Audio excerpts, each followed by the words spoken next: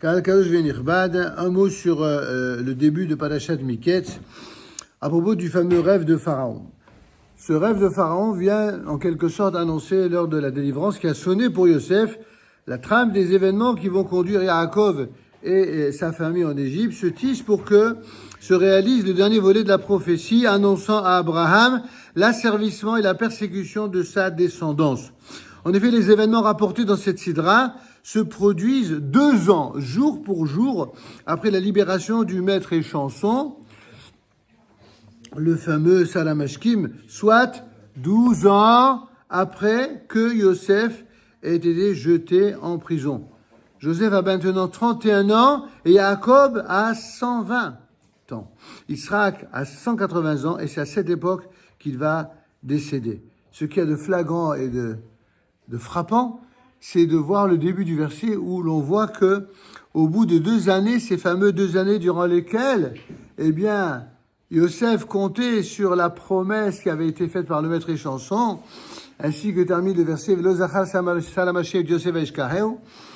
Le Salamashim, le maître échanson, ne se souvint pas de la promesse qu'il avait faite à Yosef. Rachid nous dit là-bas, Bo Bayom. Le jour même où il avait promis de t'inquiète pas, je penserai à toi, je parlerai de toi à Pharaon. Et après, où une apparente redondance, et il oublie. C'est évident que si c'est pas souvenu de lui, c'est qu'il a oublié. Et non, il a oublié le jour même, exactement comme celui qui, vous savez, comme un sourire marketing d'un politique qui cherche vos voix. Oui, cher ami, comptez sur moi. Et puis le jour même, vous n'existez même pas. C'est exactement ce qui s'est passé dans la relation entre le Salamashkim et Yosef.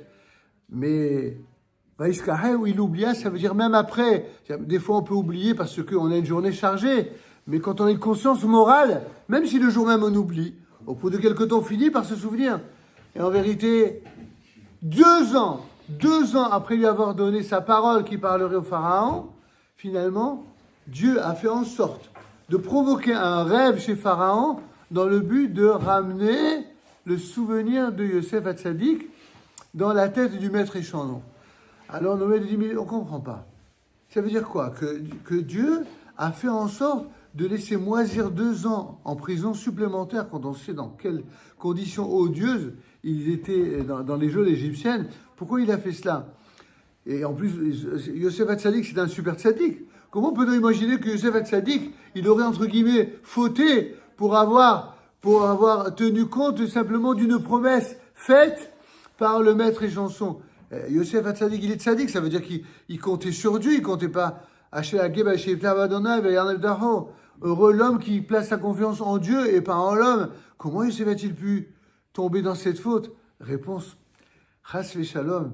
Yosef Hatzadik, évidemment qu'il ne comptait que sur Dieu.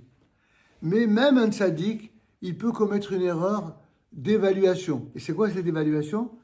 C'est de croire que la volonté divine, elle passait par cet intermédiaire-là. Le niveau le plus élevé d'un tzaddik, c'est pas d'attendre quelque chose tel que lui l'a décidé, même si c'est un super tzaddik, mais tel que Dieu le décide. Et toutes les délivrances d'Israël, au plan individuel comme au plan collectif, c'est ainsi que cela se produit. Il y a beaucoup de gens qui, pendant des siècles, ont dit d'approcher à Jérusalem. Et quand tout d'un coup, ils ont vu des Juifs revenir à Jérusalem, ils ont dit non, ça, c'est pas ça que Dieu a voulu. Ils ont interprété. Ils ont dit non, c'est pas ça. Et ils ont craché sur l'État d'Israël, ils ont craché sur l'armée, ils n'ont pas arrêté de dire tellement de mal que, au sein du peuple d'Israël, il y a toute une génération, parfois 3 générations, qui ont été grandies dans la haine idéologique de ceux qui étaient, selon leur vue, leur courte vue, présentés que comme des gens illégitimes. Dieu, il organise la délivrance au plan individuel comme au plan collectif. Il le fait comme il veut, avec qui il veut, au rythme où il veut et avec les intermédiaires de son choix, juifs, non juifs, religieux, non religieux. Et ça n'est pas à nous d'en juger, c'est lui seul. Et c'est ça la véritable émouna.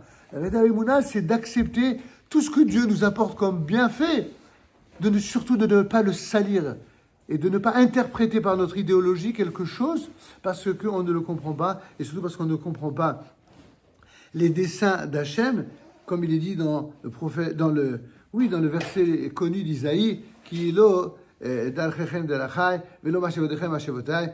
Vos chemins ne sont pas mes chemins et vos pensées ne sont pas mes pensées.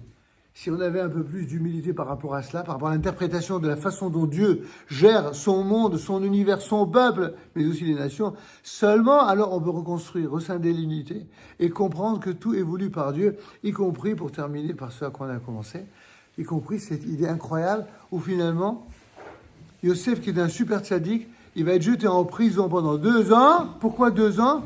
Pour attendre qu'au bout de 2 ans, au bout de 2 années où il comptait sur cette promesse, eh bien Dieu va instiller un rêve, il va visiter la tête de Pharaon pour que suite à ce rêve, il soit tellement bouleversé qu'il va amener l'interprétation et qu'il va ramener Yosef Hatzadik sur la scène de l'histoire. Vous savez, mes amis, que ce soit au sein des communautés ou au sein de tout le peuple, il y a des gens comme ça, du jour au lendemain, ah, celui-là, on ne le connaissait pas, on ne savait pas qui il était. C'est des gens qui, pourtant, ils sont nés parfois il y a 30 ans, 50 ans, 100, peut-être pas 100, mais au moins 5. Et finalement, on voit que ce sont des gens qui sont géniaux. Et pourquoi on n'a jamais entendu parler d'eux? Parce que les gens qui sont profondément bons et intègres, qui sont des gens vraiment au service de Dieu, c'est des gens qui sont écrasés par ceux qui veulent le pouvoir. Donc ils n'existent pas. Et ces gens-là, ils l'acceptent comme une volonté d'Hachem en se disant, mais si Dieu, il veut qu'il en soit différemment, alors ils le sortiront d'une certaine manière de leur geôle exactement comme ce qu'il a fait pour Yosef Hatzadik. Rabbi Hanan ben Akshom אומר, עשה הקדוש ברוך הוא, לזכות זה ירבה להם טוב שנאמר, על חפץ למעשה ולהגדיל תורה וידיר קדיש על ישראל.